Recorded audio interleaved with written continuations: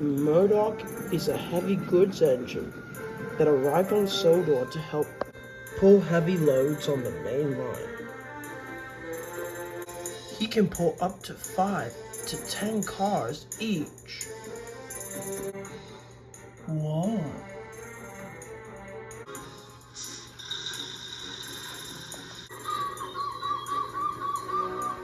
All the noise, murmured Murdoch. Yar, never mind, Maggie, comforted Salty. A bit of noise here and there, the sound of the gulls, the crashing waves, would never get on me nerves. Murdoch sighed. Even so, he said, I still wish it would be peaceful and a bit quiet here and there. The dockyard diesel still tried to keep a smile. Keep smiling, me hearty, he tooted as he oiled away. Murdoch smiled, knowing he had a good friend in Salty.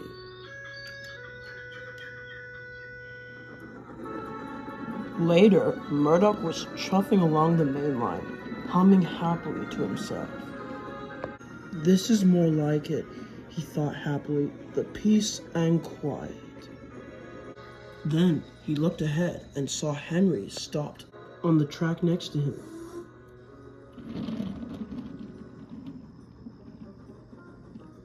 Hello, Henry, he said. What are you doing out here on the main line? And what's that forest? This, said Henry, is my forest. Yours? What have you got to do with forests? This forest is Henry's, said a voice. It was damaged by a storm years ago, but Henry never gave up on it and helped restore it to its original beauty. And I usually stop here to admire its beauty, nature, and of course, quietness. Quietness, you say? Thought Murdoch. Yes, puffed Henry. The forest reminds you of peace and quiet. Murdoch was at loss of words. He could not stop staring at the forest. Just then, Ari and Bert arrived. Dearie me, chortled Bert. Looking at the old forest again. You should be out doing real work, muttered Ari. Not resting out here. I've done my work, huffed Henry. Besides, the forest is quite a beautiful place, where you can relax your wheels and enjoy the birds and trees and laze around all day, grouched Bert. And yet, you steamers never realize the trees are hazardous for our rails. One spark in your funnel and kaboom! The forest is all left in ashes. Murdoch was about to retort, but Henry stopped him. As much as I disagree with them, they do have a point. Trees are dangerous, especially to the railway.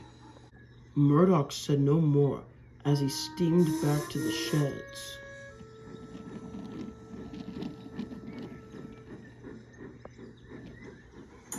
For the next few days, as Murdoch took a heavy goods train, he always seemed to pass by the forest. And when he came back, he always visited again.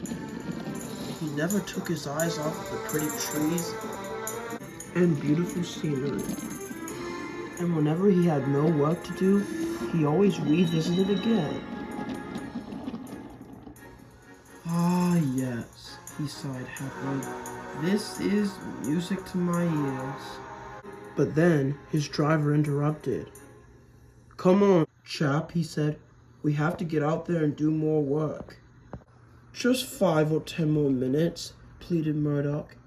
Sorry, he said, but what will Sir Topham Hatt do if we're just sitting around here doing nothing? Murdoch sighed and huffed away. But he hadn't noticed a spark from his funnel flew up and into the grass. Then smoke began pouring out. Meanwhile, Ari and Bert were coming on the same line, carrying water wagons. If those steamers are at that forest again, wait till they hear this, snickered Bert. Oh, I can't wait, chortled Ari. But then, Bert suddenly stopped.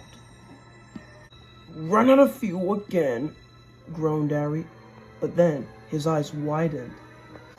There, next to them, was a huge flame. It was engulfing the forest.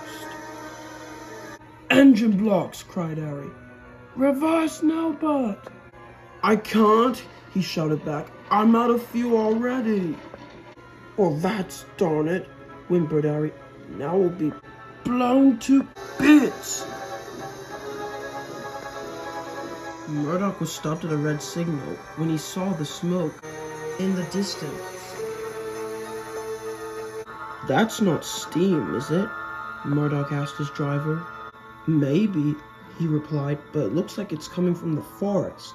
We better check it out. And they did.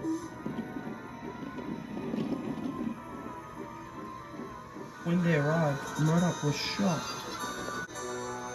The grass is on fire, he cried, and it's headed toward the forest. Then Murdoch saw something that was even worse. Ari and Bert were there, and they looked very frightened. They saw Murdoch and called out to him. Help! Help! We're over here! Murdoch looked towards the burning forest, and then to Ari and Bert, then made his decision. Puffing hard, he moved towards Ari and Bert, buffered up to them, and pushed with all his might. But he pushed so hard that one of the water tankers fell over, and water poured out and was enough to put out the fire. And soon, the fire was out and the forest was saved. Whew, sighed Murdoch. If that water tanker hadn't been there soon, we would have been all blown to bits. Ari and Bert groaned in agreement. Soon Sir Topham Hatt had stern words for Ari and Bert for mocking Henry and Murdoch, while Henry tried to comfort Murdoch in the sheds that night. Well, well, well, he teased. It seems you now know why the forest is pretty dangerous sometimes. Murdoch tried to look away from him. Well, at least you put those 2 diesels in place, and saved my forest, of course, Henry added in. That's what a good engine does, Harvey chimed in. Aye, agreed Salty. The forest be more quieter than Kindly's constant complaining. Murdoch felt better, knowing he had good friends in Henry, Salty, and Harvey. But I think he'll be going back to that forest. Don't you?